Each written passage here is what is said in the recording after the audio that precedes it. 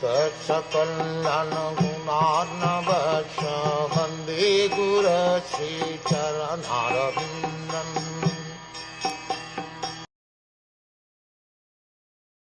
As they were leaving, those Bhakti-vedants, who are very kind to poor-hearted souls, instructed me in that most confidential subject which is instructed by the personality of Godhead himself.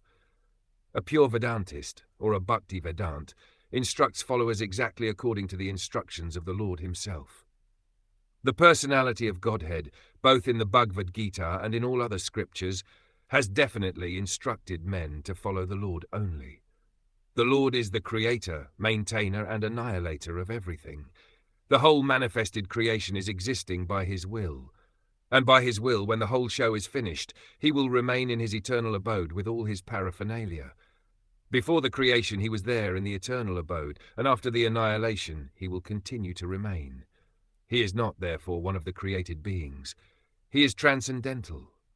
In the Bhagavad Gita, the Lord says that long, long before the instruction was imparted to Arjuna, the same was instructed to the sun god, and in course of time, the same instruction, being wrongly handled and being broken, was again instructed to Arjuna, because he was his perfect devotee and friend. Therefore, the instruction of the Lord can be understood by the devotees only, and no one else.